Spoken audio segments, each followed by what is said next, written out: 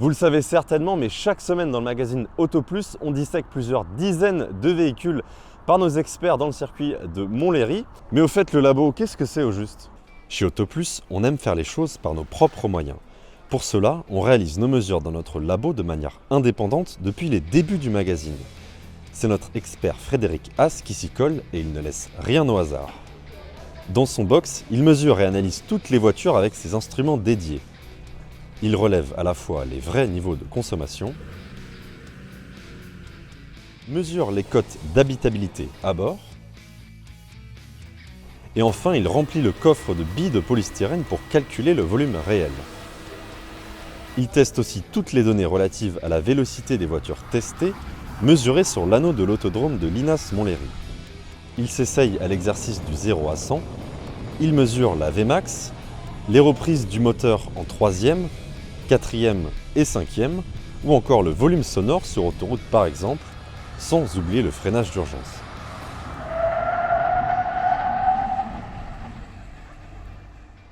Aujourd'hui, c'est la Fiat 500e qui passe sur le banc des experts du labo. Habitabilité, consommation, performance, vous saurez tout à la fin de cet essai.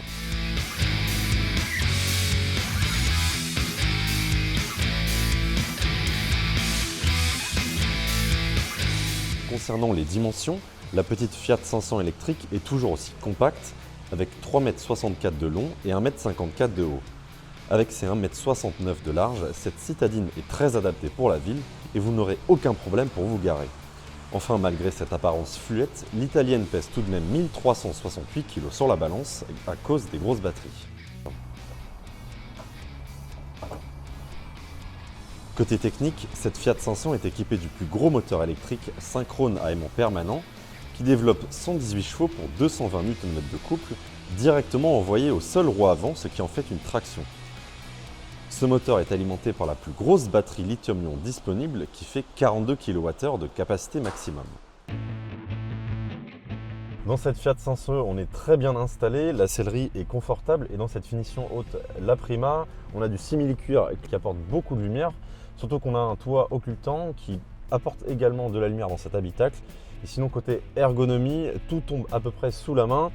Même la boîte de vitesse qui est située en position haute, seul bémol, c'est des boutons à activer, donc on n'a pas de sélecteur, ça peut être un peu embêtant à la longue. Et enfin, concernant l'écran, il est relativement correct, même si ce n'est pas le plus rapide et surtout il n'est pas incliné vers le conducteur, ce qui peut un peu gêner la lisibilité. À l'arrière, pas de miracle, on reste sur l'habitabilité d'une micro citadine.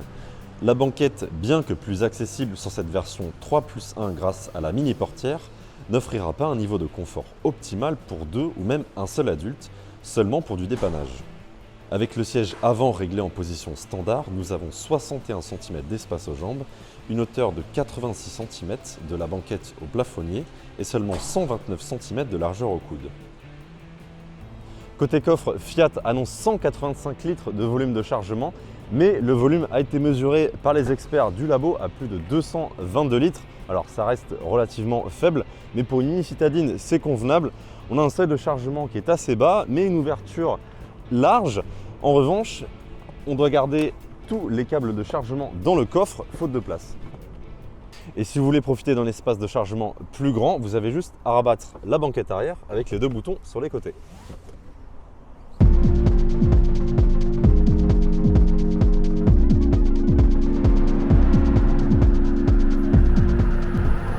Sur la route, cette Fiat 500e n'est pas la championne de la catégorie côté autonomie, même avec la grosse batterie de 42 kWh.